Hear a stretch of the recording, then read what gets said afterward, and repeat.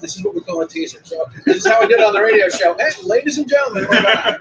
You don't get to hear.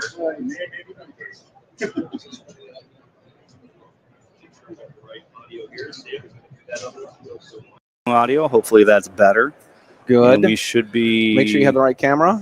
All right, DJ Play Nice, you're our litmus test. Give us a thumbs up if audio sounds good this time. Please tell us. Play us a good song, DJ. Send away, send away. We're watching for you. Wait. Oh, not that kind of DJ. That's actually his name. Yeah, DJ Play Nice. DJ Play Nice. Cool. He's always there, telling us if like yesterday audio sucks. So he was the 5 times 5. 5x5. He's good. Hey, baby. All right, ladies and gentlemen, welcome to this live show from Meet the Pressers and Riding Shotgun with Charlie. We are at the Otis Technologies booth at the SHOT Show 2025. Matt Mallory over there, Charlie Cook here. Here in the middle is Zeke Stout from the MGS Trade School. Yes, that's me. Yeah. Dude, I want to know, though, did y'all purposefully grease these chairs? Because it's very slick, and I keep just kind of wow. It's because, so we were talking about this before the show.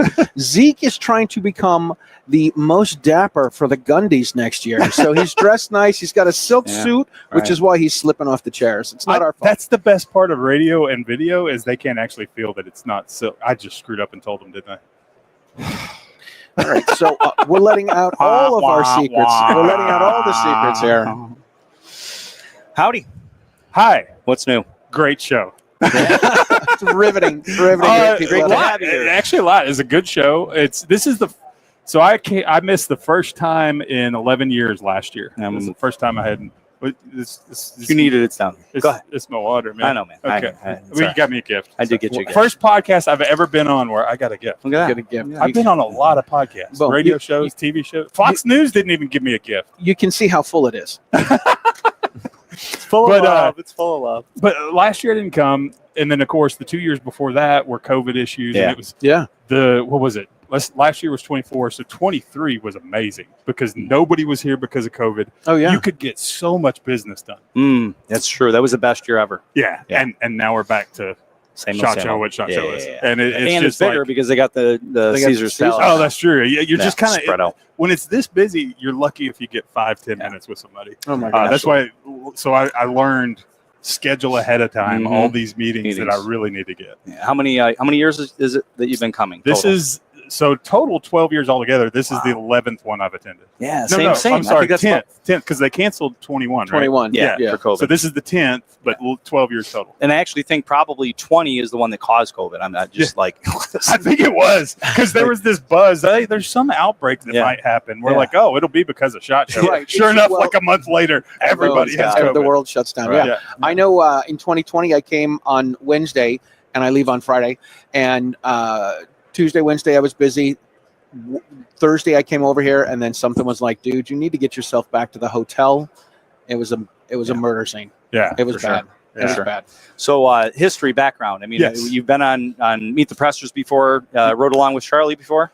We've talked about it for like 5 years. We've talked about it. So what it is this? I have to. He's scared of Memphis. I want to come to Memphis, man. 100 years ago, my grandfather on my dad's side was a pastor in Memphis. Wow. And my dad and my uncles used to swim across the Mississippi for fun.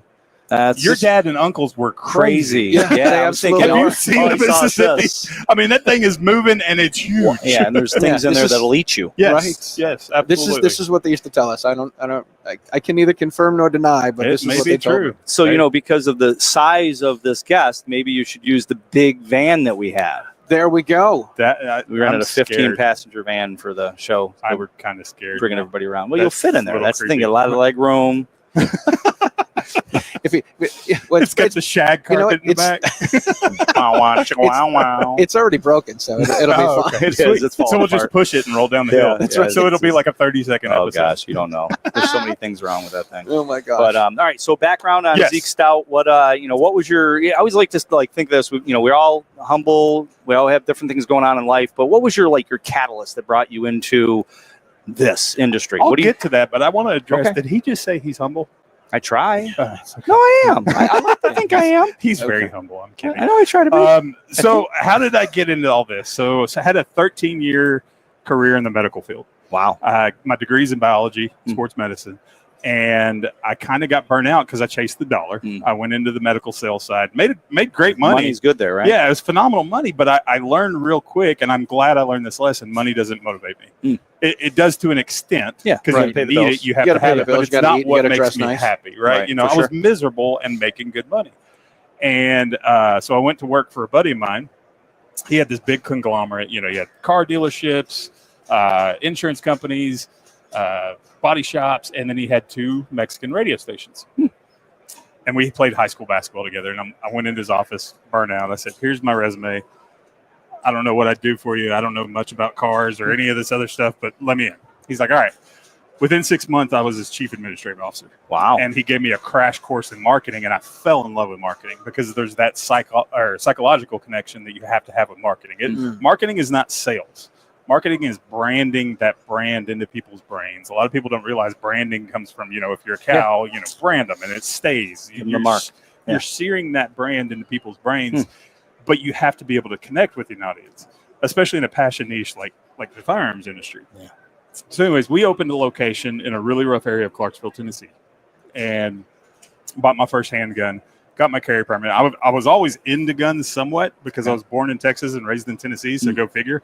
Nice. But we get handed a rifle when we come out of the womb. Right. But It's a little uncomfortable for your mom, but that's okay. yeah, it was a little rough on her. So anyways, I went to him and got that crash course in marketing and got the handgun permit. And when I learn anything, I dive in head first. Yeah. I total immersion. I absorb everything I can. So I'm watching podcasts or listening to podcasts, watching YouTube, falling to sleep, listening to Hickok 45. And I love busting his chops and telling him that. I always used him for, insomnia issues. I just turn his videos on. Cures You know it's Hickok, true, Hickok 45. Cures insomnia. But sure. but in the podcast realm, this is back 2010, 2011, there wasn't a whole lot of entertaining. It was like, hey, the new Glock 17 came out. It's chambered in 9mm, and we did the ballistic test, and here they are. And let me read this data sheet to you. And I'm like, oh, wow. And I listened to other podcasts in other worlds too, and I was kind of like, there needs to be an entertaining podcast that's also informative. Well, I was kind of new as a gun guy, not new into guns, but new as I'm a gun guy now. And my buddy Marty was into guns for a long time. And I called him up and I said, can we cuss on this podcast? Yeah. I'll say that. No one watches it, so that's fine. Okay, cool. So we got a couple. So I called Marty and I'm like, hey, man. And I was talking about a new gun I got. He's all excited. And I'm like, this is entertaining. This is good. I said, let's start a podcast. And the first thing he says is, what the fuck's a podcast?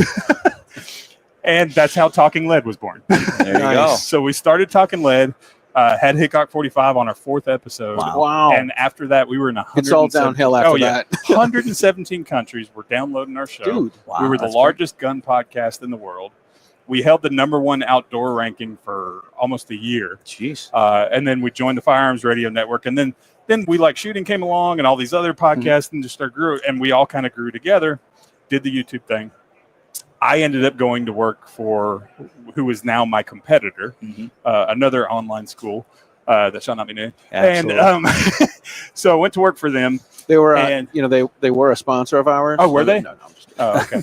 Word. Wait, Past tense. how much I need? How much I need? All right. Yeah. We'll talk. Oh, that's what this bag is for. Yeah, I put it in the bag and give it to you after. There Okay, you go. gotcha. There you go. Sorry. So- No, Wait, you're good. I've got the small bag. I got to get the big bag out. That's what makes this entertaining. Is Absolutely. being real, not For like, sure. oh, here's my scripted question to you. Oh, well, we heard at a wedding. Oh, that was fun. That stuff, like Right, Tonight so Show you- type stuff.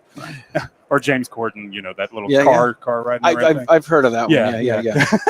Yeah. The one thing that sits with me when you're saying all this is relationships. Yes. It's about Yeah. relationships because like Charlie and I, we have our own show, and we Mhm. say, "Well, you're a competitor," but then we're like, "Well, hey, why don't we do something together, different?" Yeah. It's all about relationships It because is. we need the money to pay the bills, and that's nice. But what else are we here for? We can't take any of this shit to the grave with us. Absolutely. So- and doing stuff like this where you have your own shows or you have your own platforms and you're cross Yeah, promoting, it benefits. Yeah. Everybody rises to the top. It's that old Absolutely. adage of if you're pushing a bus to the top of a hill, the only people that get to hop on the bus and ride the other side down with you are the people that are pushing with you. Yeah, absolutely. So That's great. that's one of those things where stuff like this is awesome. Absolutely. So we ended up wanting to get into the industry. One of our sponsors was this other school, and I called them and I was like, "Hey, look, I want to work in the industry. I'm not passionate about what I'm doing. I like cars, but I'm not a car guy. So I didn't really know much about it, and it wasn't a real passion of mine. But I was really enjoying this podcast, and I loved that aspect of it. So they hired me on. 4 years later, I get a a LinkedIn message from a casting agent. And I'm like, okay, this will be interesting. I'm gonna Spam! see what happens. And it was like a month and a half after they posted it that I got it. Wow. Or that I saw it. It was there. And so I was like, they said, you want to be a gunsmithing judge on the show we're casting for? And I'm like, yeah, it'll never happen. Sure, I'll audition. Sure, why not? They send me a Skype link and I auditioned via Skype. And they're like, great, yeah, that was awesome. And then like 2 days later, they called back and they're like, wait, we found out you had YouTube and podcast and radio experience. I was like, yeah. Why don't you be the host of the show?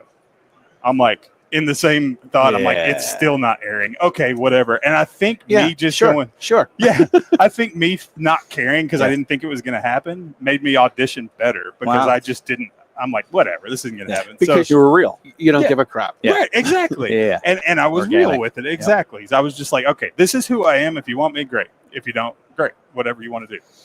So 8 months later, we're filming the show Master of Arms for Discovery Channel. That's awesome. And we filmed it up in Pennsylvania. And even when we're filming it, Ashley Lebinsky, who is one of the other judges, we're kind of like, is this ever going to go to air? They're just filming it. It'll never go to air. Sure enough, we got a full season out of it. It was a blast. That's cool. And then I had left the school I was with and spent a year out of the industry, marketing for the motorcycle industry. And came back because I missed this world. The gun world is a very unique. It's very unique. It's very a tight brotherhood. Yep. Scratch my back, I'll scratch yours. Yeah, for sure. But you screw up, No. you're done. That's it. You may hop around to 20 different companies over the next year, and then nobody wants you anymore. Yeah, you see that. You Right, see people jumping ship, going company to company. Yeah. So seeing that loyalty and not seeing it in other worlds that I was involved in, I just kind of wanted to get back in. So I reached out to MGS and I said, hey, you want me to do for you what I did for the other school? And they said, absolutely. I said, well, I need to buy in. Next thing you know, I'm part owner at MGS. And we've been rocking and rolling for 5 years since I've been there. They actually started in 1946. Really? Yeah. I didn't know that. Yeah, it came around to more of an online presence, I think, in the early 2000s, somewhere in there. And my partner bought it in 2011, I believe, 2012. And then I became partners with him in 2020. And we grew, since 2019, we've grown 290-something odd %. Wow, So, yeah, that's incredible. We've got a really good growth rate. We've got a lot of good things going on. We're affordable. You can get our entire program and it's our Advanced 2 program where you get a build kit, you get almost $1,400 worth of tools. Jeez. You get all the curriculum, everything for less than $6,000. And right now, I was just going to sales say, time. I was just going to make a joke. I was going to be like, and do you have a discount? Yeah, if you're watching live or if you're watching until the 31st of this month, we're doing a discounted tuition rate just because, the economy's looking like we've got a future again. Amen. Things have already bumped up. I've watched the stock market. I watch crypto. All that stuff is starting to creep back up. And kind of in a celebration, we're going to do, hey, here's a discounted rate. Reach out. The code is Trump. No, the code is MGS 25. Nice. So 2025. So if you want to enroll, go. I mean, still, even if you don't get in, if you watch this after that, less than $6,000 for this education. That's great. With all the tools you need, because one of the things I always got from students at other places, they do their build. Their final build was an AR-15, 1911, whatever. And I'd get an email. Nito, I learned a lot. Nito, I built an AR-15. How the heck am I supposed to start a business with an AR-15? Because a lot of these people want to start their own gunsmithing shop. Right. Yeah. So I'm like, well, if somebody goes to auto diesel mechanic school, right, when they graduate, they have a pallet of tools, and they can go to any dealership, any body shop and say, hey, I'm ready to work. I got all my tools. And they're like, there's your stall. Go. Boom. No gunsmithing school, even brick and mortar schools. Yeah. They're not doing that. So that was the very first thing I did. I said, we've got to get a toolkit together. So you get almost $1,400 worth of tools, bench grinders, belt sanders, all kinds of different things. All the tools you need to complete your task, your projects during the course. That's great. So That's it's a cool program. So with that, run us through it a little bit. How would that work with something like somebody in a commie state like New York or Massachusetts where they can't have it's $1,100 worth of tools. Yeah.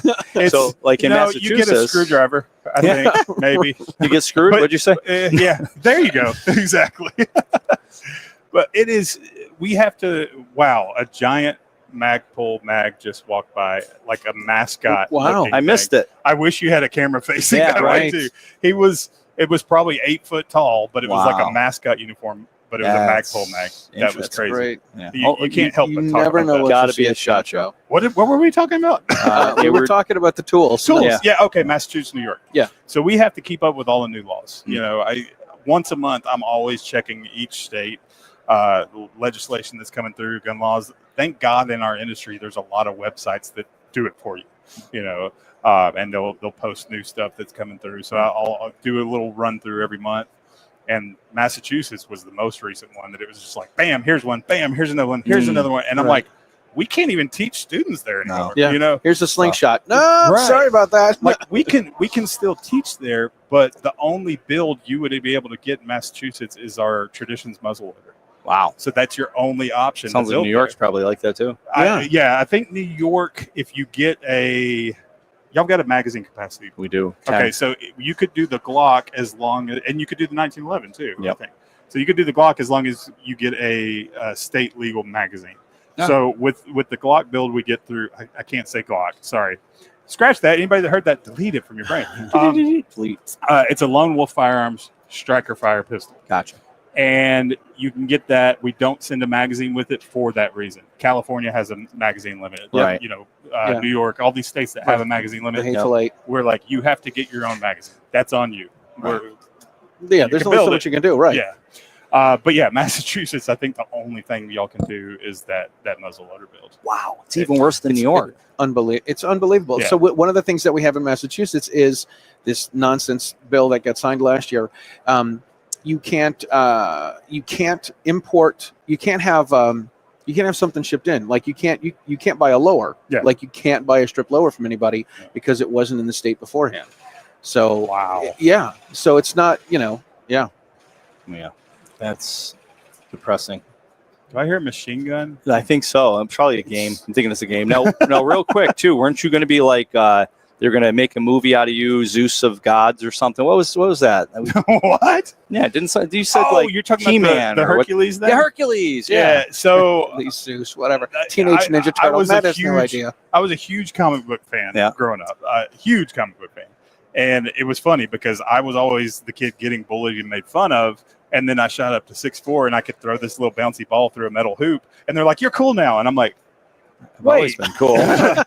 I was a nerd that read comic books. Now that I'm tall and athletic, I'm cool. And so that pissed me off even worse. Sure. Yeah. At first there was a little bit of, I'm like, wait. Yeah. You didn't like me just before. because of this thing. Yeah, right. Exactly. I can be cool. No. Anyways, so comic book nerd.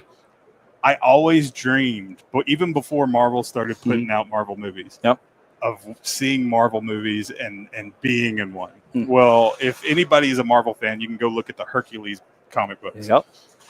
And this is what he looked like. And so I was like, I don't have the muscles, but they can fix that with neoprene, right? and they could do CGI muscles on me or whatever. Now they can, for sure. And so I thought that was going to happen. I talked to some people in that industry, and there was a lot of people hyping it like, oh, we're going to get you that meeting with Marvel. And then, of course, when the show got canceled, it was just like crickets. Right. And I'm like, oh, okay. And then next thing you know, the new Thor comes out, and the dude from Ted Lasso, the skinny British guy, is playing Hercules. I'm like, what the hell? Right. Yeah. That's right. You'll always be our Hercules. You were Thank robbed. You were robbed. Oh man, gosh! I didn't know this was like Oprah, where you're gonna make me cry. And there's one for you, and there's one for you. Yeah. Somebody Y'all get- give out friends, make me cry. Friends Yeah, in low pretty places. soon we're gonna start, beating each other with chairs. Yeah. So whatever we need to That's do. Jerry Springer. You Yeah, got the wrong show. Yeah, wrong We'll get daytime all show. these people start going, Jerry. Right. Yeah, right. Pressers. We'd say riding. Yeah. That's a different show too.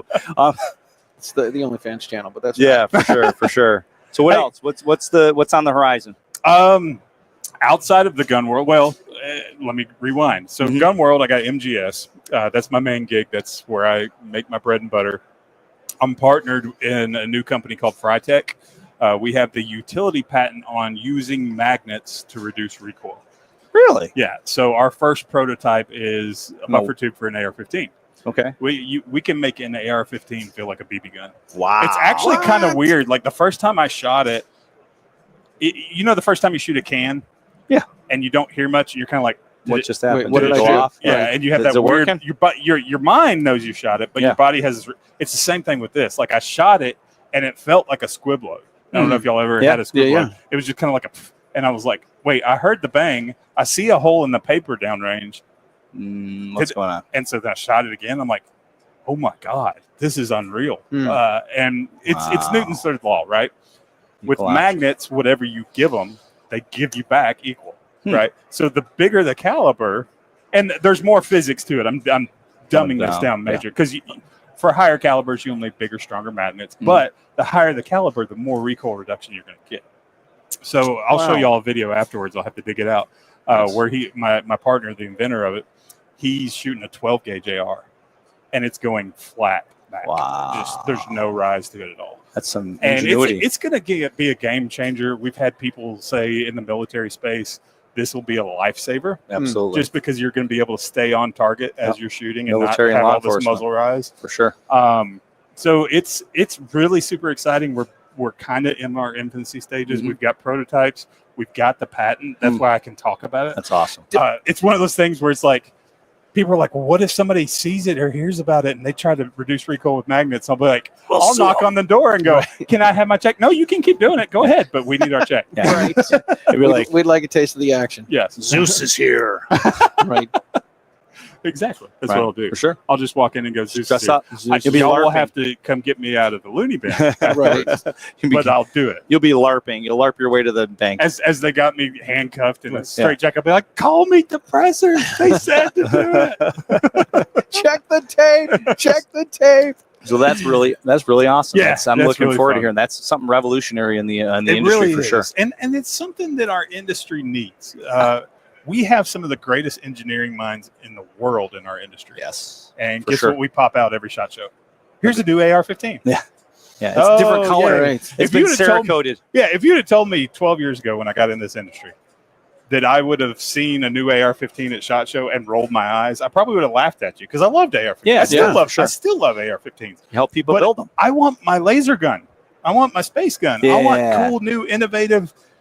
Why can cars and planes and all these other That's valid. mechanically engineered things keep going up and up and up? And our gun world is just kind of like, here's a new AK, here's a new AR, here's a new AK, here's a new AR. Oh wait, you like striker fire pistols? We got those too. You know, Or the newer technology making the guns biometrics, where you got to rub this, give some DNA sample, stand on one foot, and rub your belly to get it to fire, kind of that thing. would be cool to do a competition with. That would not be cool to try to save your life with. Right. Yeah. All right, so But- we're getting down there. We got 5 minutes left before our next guest come in. So what All right, what here is we the other business? My other business, Yeah, that I don't. is not gun related at all, Uh-huh. except for the name. The name I kind of pulled Pulled from the from that. military guy. If y'all have heard of the term Dilligaff, right? It's do I look like I give a Fudge. Fudge. Thank you. I didn't want to offend anybody. That's all right. That's right. We dropped it earlier. It's Oh, I did. I don't want to you did. offend anybody twice. Oh, there we go. That's the key. Once you can, I guess my son was telling me this. You can say the F word in a PG movie once, but if you say it twice, then it becomes rated R. PG-13. Really? Oh, rated R. Yeah. Jumps to rated R. Yeah. Wow. Wow, Okay. I didn't know that. That's Crazy. So I'm still PG right now. Good. Okay. Right. Cool. So Dilligaff, do I look like I give a fudge? Mhm. My son made his high school golf team. Okay. And I started taking him to play golf more. Well, golf's expensive. Mhm. You know, whether it's the green fees or the clubs, and he's wanting Absolutely. new shoes and gloves. And I'm like, well, in the gun industry, when we started talking lead, we did the LLC, we trademarked stuff, and then we were able to write off guns, ammo, trips, all this other stuff. I'm like, I'll do it with the golf world just for the heck of it, just so I can have this time with my son and do this. So I created Dilla Golf. Do I look like I golf? Because I don't. You might be able to think now because I'm in a suit, but I've got full sleeve tattoos. At the time, I had long hair and, the big beard and all that stuff. Oh, and I'm 6'7", so, not a whole lot of 6'7" golf. There's that. Right. Yeah. for sure. So started Dilla Golf. I trademarked the name, made a LLC. I'm like, we'll do this for thing. Maybe since I trademarked the name, maybe I'll launch some hats or clothing line or whatever down the road and try to make some money. It's now been 5 months, and on YouTube, I'm over 10,000 subscribers. Wow. I'm like, what just happened? That took me like 2 years in the gun world. gun industry for sure. So there's a part of me that's excited, Yep. and I'm like, wow, that's huge growth. That's really fast. Yep. But part of me that's kind of pissed off. Yeah, for sure. Because the industry is so suppressed. Right. It's like, Mm-hmm. so you're trying to tell me that you don't squash gun content. Yeah. But I had gun content. And it took me 2 years to get to 10,000 subscribers. Mm-hmm. I did it in 4 to 5 months now because it's golf. Yeah, different. And I'm kind of like, all right, but I'm rocking with it. And Good. It's been weird because there was a part of me, y'all know as well as I do. When you work in this industry, you get on an airplane, you sit next to somebody, they're like, hey, what do you do? What do you do for a living? You get one of two things. Yep. You get, oh, cool, or you get headphones go on, and I pull out my book. I'd like Can I another move? seat. Yes, yeah, I exactly. need another seat. He scares me. Total aside, I met a woman through Facebook Marketplace. I was going to buy a GoPro from her. So I meet her, and she's like, so what do you do with the camera? She's trying to show me how to use it. I'm like, I got one already. She's like, oh, I said, I have, I have an interview show, make videos. And she's like, what do you make videos of? I'm like, porn. Did you really? Yeah, I did. Like, I got an OnlyFans page. You want to see? Right. And I said, she's like, more. And so I'm like, I'm just kidding. I said, I interview people and we talk about stuff. And she's like, oh, what do you talk about? Well, porn. That's what, like, I went from filming porn to talking about porn. I'm like, no, we talk about guns. And then immediately she's like, they should be harder to get. She's like, I'm a high school teacher. I got 7 kids that can go buy a handgun right now. Sure. I'm like, not legally. Right. Not legally. Yeah. Bad guys will do it illegally for sure. Yeah. Anyway. it's a wild world, but just the fact that, I was able to do that outside of the gun world, and I've done it in the gun world. I'm like, yeah, you're absolutely suppressing For content. sure. So it's been a weird thing because of that whole airplane conversation. Yep. I was a little skeptical. Okay, when I talk to people in the golf industry, are they going to be receptive?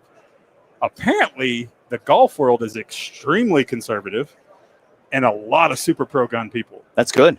And I'm like, sweet. Then you throw in the name that is very tied in with military because Dilligaff came from, drill instructors. Oh, I'm sick. My belly hurts. Yeah. Do I look like I give Yeah, a- exactly. So Dilligaff became a thing. Mm-hmm. So the military guys are like, oh, dude, I love it. And, there's all these organizations for veterans and active duty members playing golf to benefit their PTSD. For sure. And I'm like, wow, okay, this is kind of a good tie-in with what I do for a living. And so it's kind of taken off. I'm actually negotiating clothing brands with some manufacturers. I want to keep it U.S. Made. Unfortunately, it's going to make it more expensive, but the quality is pretty high of the stuff that I'm looking at. Well, that's the thing. It's got to, it's got to have that happy medium because if the clothing's crappy, then nobody's going to want it, and then if it's really expensive, then your market's going to be smaller. It's got to have that middle of the road kind of fit as many of the spectrum as possible. Yeah, on the spectrum. What? Well, that I'm on the spectrum. But, I think we all are kind of at some point. I want to know this from you guys. I know we got like 3 minutes, or we've gone over. We're waiting on the next guest, John Correia. We're live, so get over here, Johnny boy. Yeah, because we know he's watching. So for me, I was never extrovert. Yeah. I was never an out there person. Mm-hmm.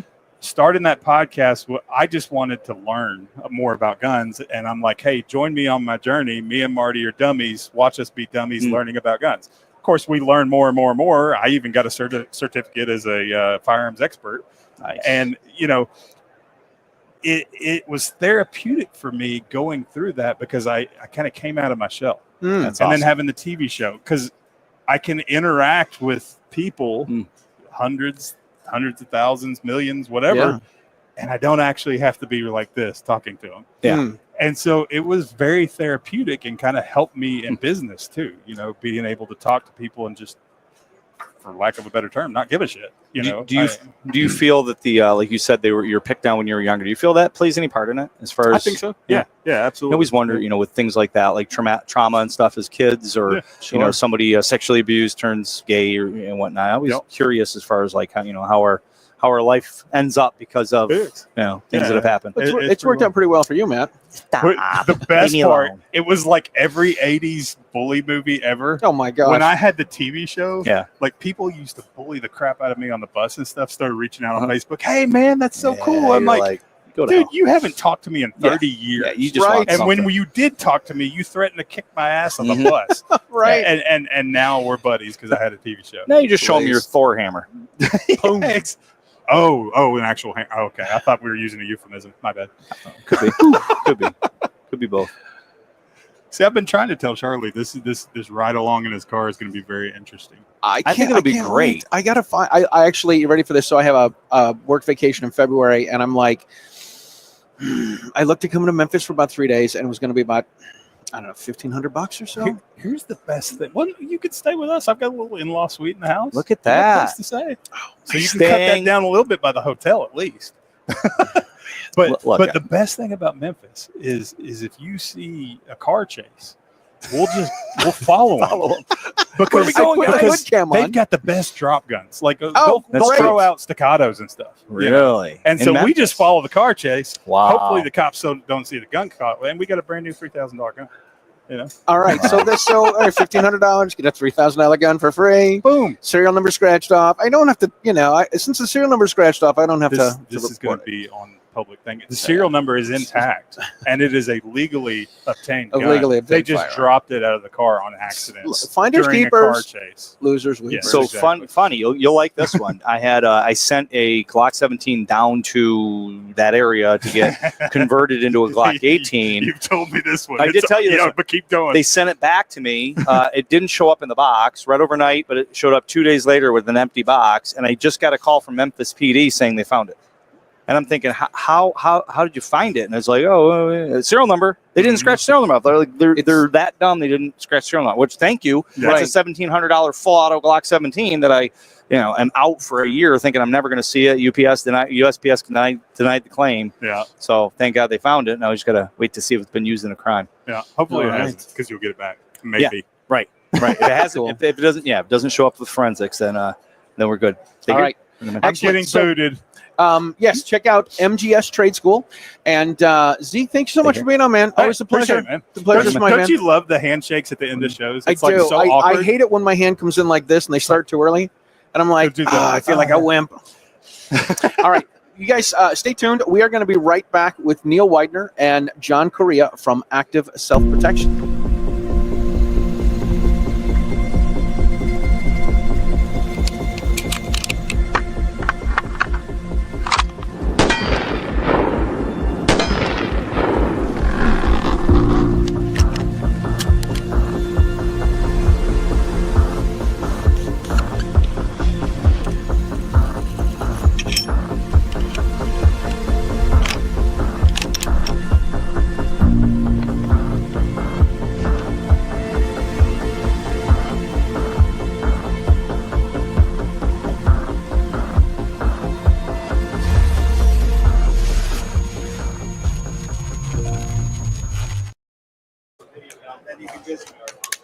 If you just do a mic pop with your hand, you can see. Deal.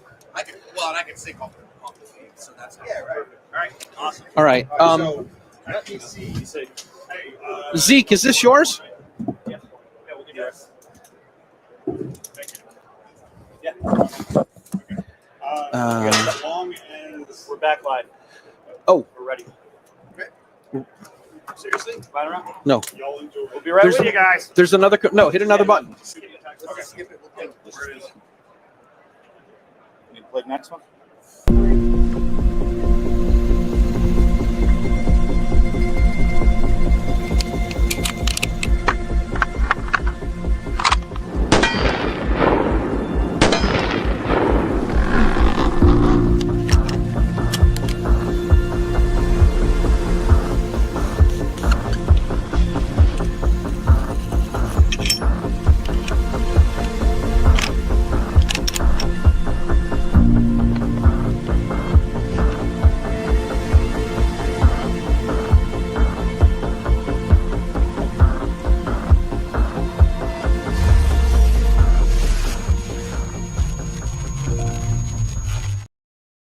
Okay. I'm gonna bust the party for a second. Okay. Yeah. Like, Here. just don't hit the camera Hold or on, hold move on, the hold on. cable. Kind of fall in. Lay across the like this. I'm not flipping.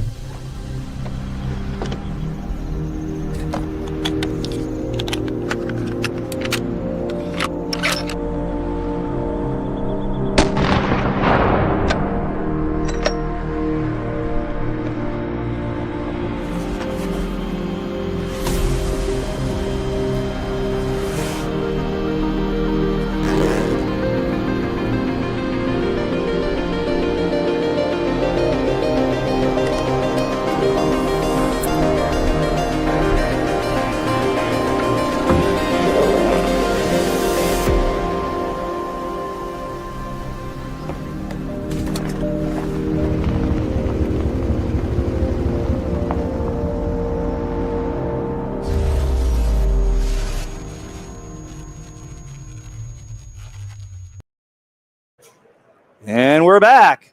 All right, we are back. Ladies and gentlemen, boys and girls, children of all ages, welcome back to the Meet the Pressers Riding Shotgun with Charlie live show from the SHOT Show in Las Vegas 2025. We have us two of the most handsome men in the gun community. Wow, lies. I know, right? One of the most handsome. One of the most handsome. And look, we got And Neil. and I get it. we have Neil Weidner and John Correia from Active Self Protection. Gentlemen, thank you so much for being on. Thank you for taking the time. Oh, glad to be here, man. Good to see you guys. Good to see you. It's good to be seen. Good to see you guys. I'm envious, like the beards and the wavy hair, and yeah, Well, you know, maybe you should grow that. I probably should. I mean, Matt, listen, I didn't even know I had curly hair. I No? just let it grow. So when's the last time you grew your hair? I usually shave away the gray is what I do. Just let it go. This is 2 years. I haven't had a haircut in 2 years. Really? Yeah. Wow. A little more. Wow. 2 years and 3 months. 2 years and 3. You need to let it grow. I You do. are one I think can I will of try Just that. for Men away from your prime, Matt. So Probably that's correct. Totally, But- totally. Guys, it's awesome. Always awesome to hang out with you guys. You're doing revolutionary things in the industry. You know, trying to keep people safe and alive and break down what what doesn't work and what does work. So it's awesome. Yeah, it's a labor of love. It's a lot of labor, though, let me tell you. Yeah, for sure. I would say working for yourself, you guys know this well, Yep. right? Yeah. You only work half days. You Sure. choose. Do you want to work the first 12 hours of the day or the second 12 hours of the day? Yeah, absolutely. Exactly. Yeah. So how did all this the active self protection come to be about? I used to love it when you say cover your ass. I always thought that was great, and I Yeah. thought that was funny. That was just that's just a running joke, right? So I'm gonna just grab this because these are Go fun. right ahead. The genesis of the company, at its very core, I started active self protection to write off ammo.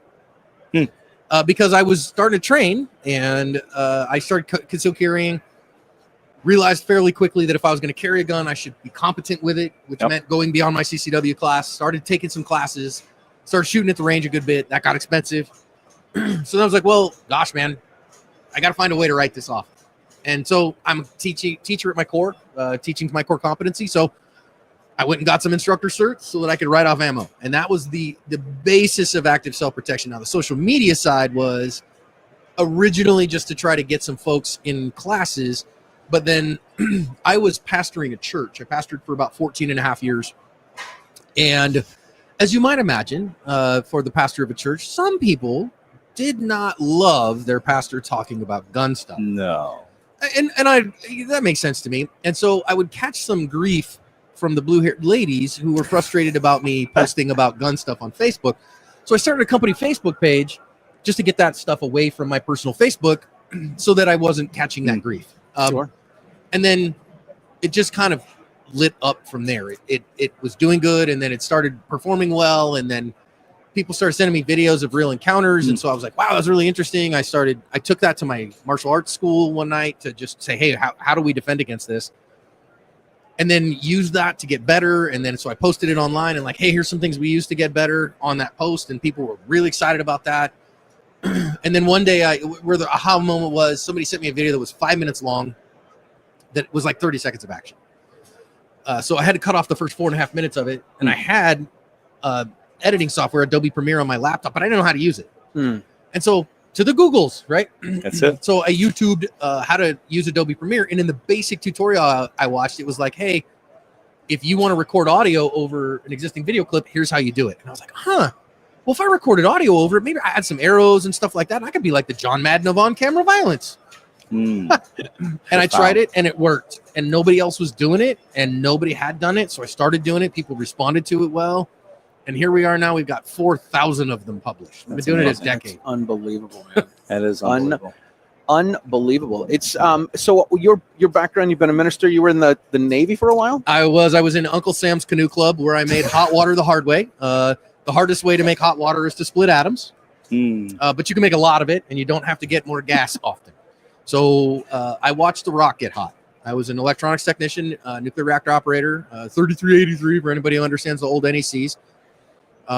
So yeah, I got out as an E6. I was in from 95 to 02, and that was my first real big boy job, was in the Navy. But I didn't learn nothing about self-defense in the Navy. I didn't learn nothing about guns in the Navy. There was no kung fu. There's no Navy martial arts program. Did you get to sail the 7 seas? I did not. I was in the Navy for almost 8 years, and I did 7 days at sea. Wow. 7 days away from the pier in a seagoing rate. It's a long story, but I went nowhere and did nothing in my time in the U.S. military.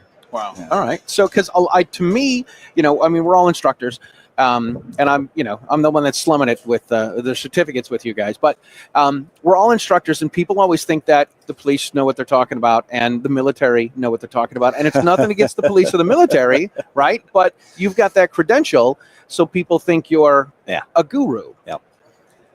Well, I mean, I guess I'll say that most cops, let me just be real, most cops have significantly more firearms training than most private citizens. Yeah. Okay. So your average private citizen might maybe have an 8-hour class, depending on what state you live in. Sure. I live in Arizona, man. You could carry a gun, smoke them if you got them.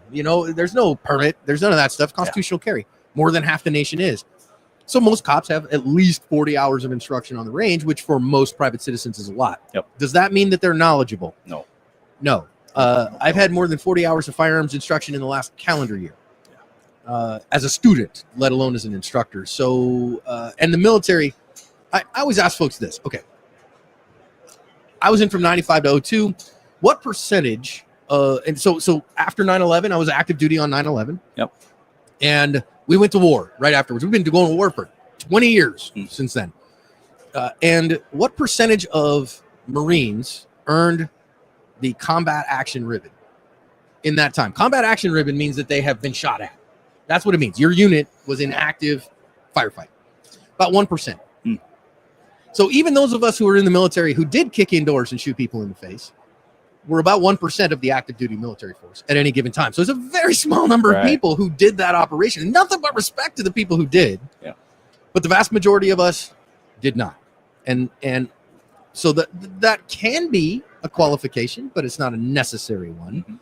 And so, being a current police officer myself and being an instructor for law enforcement, I can say that I've been muzzled many times, and usually the civilian aspect of it, they're a lot more cautious with the guns and telling civilians, like, if you get pulled over, and you probably had these in some of the videos you've gone through, you get pulled over and the officer wants to take the gun off you or ask you to handle the gun, be like, officer, I'll do whatever you want me to do. I'm new to handling guns, or tell me the safest way to do it. Let them direct it, but try to educate them a little bit on it, because they pull it out and start. I've seen videos where they start clearing the gun and pointing it right at the person. Gosh. Yeah, you're like Meatloaf. I'll do anything you want, but don't shoot me. Yeah.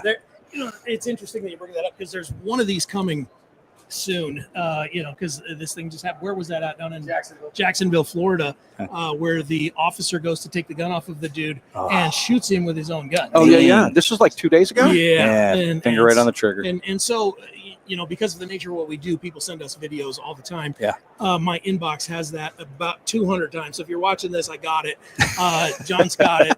We're going to do it as quick as we can. Of course, there's a schedule. We're here all week. But those are the kind of things that really scare me, in that, there's a lot of good people out there. We have to pass a background check to get a CCW. We have to do a little bit of training. We have to go through a lot of that stuff. So it always kind of makes my hind end itch a little when law enforcement wants to take a gun off of somebody that is clearly a good guy. Right. And accidents happen, and so we got to be really, really careful about that. And I think on that level, there's so much discretion given to law enforcement to be able to kind of do things on their own, because everybody's their own person and everybody carries tools on their belt in certain ways. Some agencies will have an SOP with that, but the majority of it's like, hey, just do it, be safe, stay alive, and go back to your family. So I think in a lot of cases it's like, okay, what do I do at that point? Well, I'm not going to call my sergeant because he's sleeping at night. So what do I think's the safest way to do it? Yeah. You get a new green rookie out of the academy who first time touching a gun is usually the ones that get on road patrol. Yeah, and not, very likely something bad is going to happen. Yeah. So taking the steps to avoid that. For sure. I think there's lots of options there. And we used to, when we first kind of started doing the firearms training, we would joke a little bit about some cops don't shoot so well. However, if cops pay for a class with their own money, you can be guaranteed they will be the best shooters and the most safe people in a class. Right. I'm having this conversation with somebody in the comments today. I hope they're watching too. Right. Just because you're a cop doesn't mean that the department is 100% responsible for your training. You can go get training. Yeah. And it's not cheap, but it's not wildly expensive. And so, every person here, takes our own responsibility of getting better at what we do. I've taken classes with you, Charlie. You're a darn good shooter. Look, we've taken classes together, but you came in second. I know. Okay. Yeah, we did. Oh, nice. It wasn't the Charlie. You're number 2, Neil. Right. I think it was Charlie that shot my target just to mess my thing up. Wow. That's for a whole nother podcast. Right. For sure.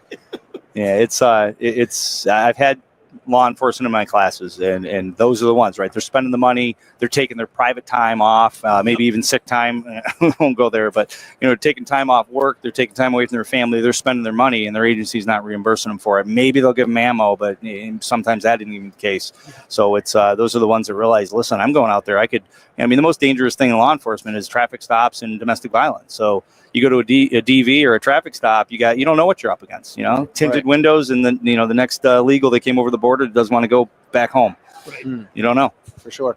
Let me ask you guys this. So you said something a few years ago online that where you said you get you try for 100 hours of instruction as a student, which is unbelievable. I think I only did that in 21 when we did the Mag 40 class, but because I was like, well, if this is what John Correia's doing, man, and this is what Neil's doing, I got to try to do this too, right? But I'm like, well, let's be realistic. I have a job, right? I can't do this all the time. So. That year, I think I did about 100 hours with a bunch of other classes I did. Amazing year. Yeah, totally. When you guys walk into a class, if there's a gun instructor who's a gun guy, he's going to look at your guys' names and be like, wait, John, there's got to be other John Correias that are taking a class, right? Well, so one, I think a good instructor can learn from anyone. Amen. And so we don't show up to classes going, oh, we're a big deal, blah, blah. First of all, you start swimming in one of the advanced classes and you realize I ain't that good. Mm-hmm. Okay, so that's a problem, right? You go to the classes where somebody can really shoot. Yeah. Somebody's a master, even a high A class shooter, and you're like, wow, I suck at this. Okay, and so you start swimming in some of those ponds. But B, there's different aspects. So I got literally about 400 hours this last year. Wow. Now some of that was me being stupid, to be honest with you, because Stephanie and Carrie and I took Force Sciences Advanced Force Science Specialist class, and that was 350 by itself. Yeah. And it killed me. It murdered me. Now, it's not in a handgun class. That was a use of force analyst class. It's brutal how much work that was. But when I had a real job, when I was pastoring, I left vocational ministry in 2018. I always say, look, if you can get a weekend every year, you're doing great. If you get 1 day, 8 hours a year, you're so far ahead of the average person. You are literally a light year ahead of everybody else. I got a monkey on my back. How you doing, guys? Me too. Hey, I just Clint. thought I'd crash the party and say hello. Yeah. Good to see you, man. Good to see you. So, you don't got to get 100. 100 Right. is stupid. 100 is for somebody who is in the industry full time as a professional. Like this is part of my job. Oh, sure. So, and I mean, don't get me wrong. I know people think, well, John, you only work like 10 minutes a day because I watch Oh you my on gosh. YouTube for 10 minutes a day. No, it's a 65-hour-a-week business. Yeah. I joked earlier, again, you work half days, pick the first 12 hours or the second 12 hours. But at the same time, I have to stay that sharp because of the job. And Neil, as a master firearms instructor, the guy that runs our training, he has to stay that. But for your average person, I would prefer that they practice regularly, have a great dry practice, habit. It's good. Do a day or two of class a year. And heck, if I had my druthers, I don't know what you'd say, Neil. Do like 1 day and then 6 months later do another day and practice in between them. I think you'd be doing better. Oh, sure. Yeah, I really think that having a professional instructor teach you what to do and give you the technique, and then spending 6 months working on that in your dry fire routine, Smart. Right. and then taking another class is going to be head and shoulders better than taking 2 classes or 2-day class and then do nothing for the next 12 months. Right. You're still going to be head and shoulders above the normies, but you're not really improving on a regular basis. Yeah. Sure. I tell people when they take class with me, we talk about the police, and I say, police aren't necessarily gun guys. There's pro-gun guys, non-gun guys, and anti-gun police, right? So I said, listen, you can have all the cool high-end training. My line is, you can learn how to golf from Tiger Woods. Yep. If you golf once or twice a year, you're gonna suck. That's 100% That's great. true. That's Right? a great analogy. Like you can learn from the best of the best, and if you don't go home and practice it, I'm stealing that, by the way. And Thank you. And I think I think the depth of just practicing with the gun has to be deeper than that, right? We have to practice mindset, which you alluded to that with the class. We have to practice less lethal tools because what's the chances? I think, John, we were talking before as far as like 80% of violent encounters or 80% of encounters are simple assaults, right? Yep. You can't use a gun. 20% you might. I actually poll some of my students and I'll ask them, I say, listen, I don't want PTSD or anything, so if you don't want to answer, so you don't have to, but feel comfortable. Who in here has ever had a situation where they legally wouldn't have been able to use a gun against somebody that tried to hurt them or kill them? And like hardly anybody puts their hands up. Every once in a while, one hand, very rarely 2 hands, and then very rarely one has 2 encounters. And I'm like, what percentage is that? And it's very low compared to getting in a verbal altercation with somebody, pepper spraying somebody, tasing somebody. So the likelihood of you carrying a gun and needing it is very slim, but you're here for that because you see it and it's valuable. But what else do you carry? Right, pepper spray, taser, stun gun, stuff like that is and mindset, right? Just so you don't even have to be in that situation. Yeah, and I think the mindset goes further yet for me. Is mindset in my dry practice is I talk to people that are like, well, I sit in front of my TV and I pull the trigger, and that's my dry fire routine. And I don't. How are you improving? What are you using to measure your improvement? What are you doing? What is it you're trying to get out of that? If you're trying to learn what your trigger feels like, you're going to figure that out in one episode of Law and Order. And it's not a great place to do dry fire, So that's your TV. Yeah, we've got the Ask for Dry Fire Challenge group on Facebook. About 5,000 people in that. That's now. great. And I run monthly. It's free. Come join us. It's a good time. We do challenges, give stuff away, every couple of months. But because I run that, people share with me their issues or their stories. And I've heard 31 stories of NDs in people's homes while they were in dry fire. wow. And using your wife's brand new refrigerator for dry fire target is a bad idea. Yeah. I'll just say that. Did they? A little not so dry. Yeah, that's not bad. Right. How many of them were wearing their brown pants when they did this? Yeah, after They all were wearing it afterwards. Yeah. Every one of them. I'll always say, you can sit in your house and dry fire. You can shoot at doorknobs, light switches, or pictures of relatives on the wall you don't like, and just make sure whoever's on the other side of that wall, there's nobody there. You've cleared the gun. Go through that when you dry fire, and then even have that, that response like Mantis offers. Next Level Training, sponsors of our show, where you can actually use tools to see where that shot is, so you're doing it right. You're not building bad training scars. That's crucial. So. Yeah, I just think it's important to take that mindset into our practice, and that dry fire is not just pulling the trigger. Yeah. Dry fire is the whole thing. You've got to learn how to draw the gun. You've got to learn how to get it back in the holster safely. There's so much more to it than just pulling the trigger. And when I first started shooting, specifically pistols, everybody told me, Neil, you just have to dry fire. I didn't know what that meant. Oh yeah. So I thought, okay, yeah, I'm just going to sit here and pull the trigger. Well, this is really fun. I'm not learning anything. Or it'll hurt your gun, won't it? Yeah. Oh yeah, man. That generation. Yes. Yes. My dad was pretty sure I was going to ruin every gun that I had, and I'm like, well, I only dry fire with one of them. So if I break it, I break it. You know, this is shocking. They sell them. Yeah. You can break it. Yeah. They sell Yeah, I them. buy a new one. Yeah, Right. It's it's not If you can get it at the store, you'll be all right. Yep. And we also say, imagine if you wanted to learn to play golf, right? So you took a lesson from Tiger Woods, cool. And then you go to the range and you're like, so what are you going to work on? I don't know. I'm just going to hit balls. Yeah. Well, what are you working on? Yeah. You're going to work on your short game. You're going to work on your long game. You're going to work on Mhm. on weird lies. What are you working on? I don't know. Well, you're not going to get better if you don't have a plan. You got to have a plan. You got to have a plan and then do the plan. Do the thing. So if it's 5 minutes a day of dry practice, cool. This 5 minutes today on Mondays, I work on draw. On Wednesdays, I work on target transitions. On Fridays, I work on low ready presentations. Whatever it is, having a plan and some objective standards to work on, because otherwise you're just wasting time. Yeah. And sure. I don't know about you. I work too much to waste time. My wife has this nasty habit of wanting me to actually spend quality time with her. Oh, I know that feeling. She's so demanding that she wants to see me almost every day I'm home. Mm. My children, my kids are all grown, but they all have this nasty habit of wanting to see dad every once and again. Right. I have hobbies and things like that, so I don't have time to waste. And so having that regimented practice, Right. that's just, I'm just going to get in, get my 5 to 10 minutes done, and get out of here. Now, are you going to become a GM level shooter on 10 minutes of practice 3 days a week? No, but you don't got to be a GM to win a gunfight. Right. There we go. But I'd rather be at least tolerable. I'd rather at least be reasonably good. And if we could get everybody, I love the idea that somebody says, listen, if I could get everybody to the level of a varsity high school athlete, I mean, is a varsity high school athlete a high level player? Not No. by anybody's grand scheme of things, No. but they have practiced and played an awful lot in reality of things. So 280 hours of practice for the average high school athlete to get to the varsity level. Really? 280 hours total of practice and 84 hours of game time. Wow. So if I could get the average person to have a grand total lifetime of 284 hours of dry practice, which will take them about 10 years, and then go to the range 84 hours, 84 range sessions, if they did that 4 times a year, is going to take them 10 years. Wow. So guess what? If I could get the average concealed carrier in a decade to be a varsity player, man, that'd be a great thing. Yeah, for sure. Yeah, the last year was probably my most. I must have heard it from you because I or maybe from Charlie through you, but or through Charlie from you. I do try to do 100 hours a year under another instructor as an instructor, and I tell my students that I'm like, okay, you're doing 18 hours with me in the 18-hour class to get your pistol license here in New York State.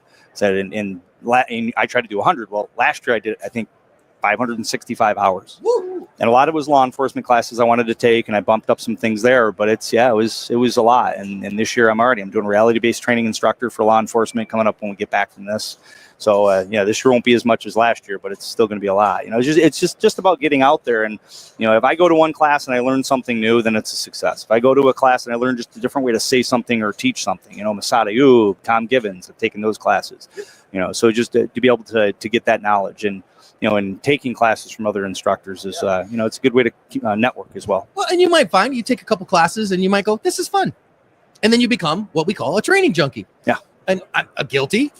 I don't go to gun school necessarily to learn. I go to gun school because my friends are there. Yeah. And we're going to go hang out for a weekend and have fun. Very true. And you're going to learn something along the way. And I'm going to learn something along the way. So I get benefits from that. I'm not saying everybody has to do that, okay? But it sure ends up, if you want to become a training junkie, come on, there's always room. We'd love that. Yeah. More people, more better. Absolutely. Fill up classes, and then I look and I go, dang, I can't spend any money this week because all of you showed up to it. Oh, well. But just start with one and see what happens. So to round it out, we're getting close to the end here. What do you guys got going on in the future, quick? And also, how can people find out about you? And Well, so we've decided for 2025, active self-protection is each of our senior cadre. We have really kind of 5 of us in our senior group are leaning into their strengths, leaning into the very best of them. So that means for me, unfortunately, that I'm not going to get to teach handgun as much as I'd like to this year. I'd never say this to him, but in reality, Neil's probably a little better at this than I am in the handgun instruction. I'd never tell him that. And so he's doing, You know what it's really true? when he gives you a pay raise. That's when you know. It's never going to be true. Oh, Never going to be true. Shucks. The crazy part is that, you know, as our chief marketing officer, he can make himself pay raise any one time he wants. It's like, I didn't know that. More sponsors. Yeah, but so then I'm taking more cases than I've ever taken. Yeah. So yeah. I'm court-admitted expert. Right now I have 5 cases that I'm working right now, which is a lot. So I'm leaning more into that. Stephanie leaning more into her mental management piece and her neuro-linguistic programming and those things that she's so good at. That's awesome. Carrie is our instructor of instructors. Chris Bean is our, he's a mental management master.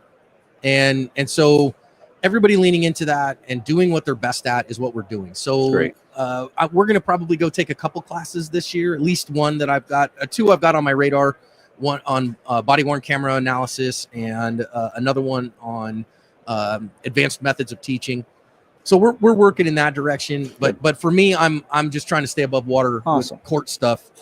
We're learning so much. There's so much to bring back to the world from actual court cases that you got to be careful. You know this well. Living in this world that edge cases make bad laws. Yep. Right. And when they hire me as an expert, it's a bad case. Yep. Nobody hires me on the easy ones. Right. The really straightforward ones are like, yeah, we don't need you.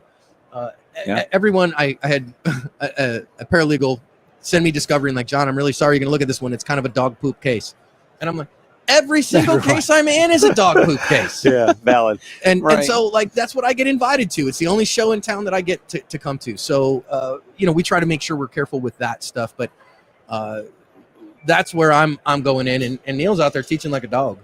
Yeah, we've got I think we've got 6 classes that Chris Bean is going to travel with me for the classes this year. So Very cool. here in just a few weeks, we're headed down to Georgia for one, and then we're in Arkansas and out to Cleveland, up to Seattle at some point, Kansas. Should get you into New York. Yeah, well, hey, someday for sure. We got a full schedule. So when I did my schedule, I looked at it. I'm like, okay, I've got I think it's 18 trips on the books so far. Wow. For a total of like 77 days away from home for the year. Wow. And I've added 2 since then. So it's a lot. It is for sure. But I love it. The going out and teaching the handgun stuff. We're calling it the ASP Skills Summit. We're changing it up just a little bit. Still based off of the evidence that we see on the videos and all of that kind of thing. The skills that you're going to need to survive a gunfight if you need them. And it's just that little bit of the day. Because like you said, most people aren't going to have to do this. Yeah. If you do have to do this, you need to be good at it. For sure. Or at least above average. Yep. And so that's so really then where I'm at. the website for everybody to go to be able to. Just go to activeselfprotection.com. And everything's there. Yeah, everything's there. And then the other big thing is the ASP Unlimited app that we've launched. It gives you early access to all of John's lessons. We do some live stuff there that's really fun. The live streams are always a good time there. And there's some exclusive content that you don't get from YouTube. So those are the real big places. And I gotta tell you, I have a subscription to it, and we did a show with Ed Monk back in the fall, and so I was on the treadmill at the gym, and I'm watching the Ed Monk lectures. Oh, really? Nice. Yeah. Nice. Yeah. We were so grateful to Ed to let us put those in there because that information is so critical. Yeah. And he's literally the researcher on that issue of stopping an active killer. And Ed allowed us to put that full length class in the app, and what an incredible resource for him to do that for us. Yeah, for sure. Well, but you got to get the app. Yeah, and if you're here at SHOT Show, you can actually get in on any of these giveaway items. Go to the booths that are on the bingo card, and you get 8 chances if you actually go to each booth. So different sponsors. There you go. There you go. Gentlemen, thank you both very much. Yeah, it's always It's always a pleasure to see you guys. Love hanging out with you guys. This is fun. Thanks for asking us. All right, we have one more show tomorrow. Tomorrow is the 23rd. Who do we have tomorrow? We have John Ken Campbell from Gunsite and John Crump. Yes, we do. That's what we got tomorrow. Thank you guys for tuning in. We'll see you later. Be safe.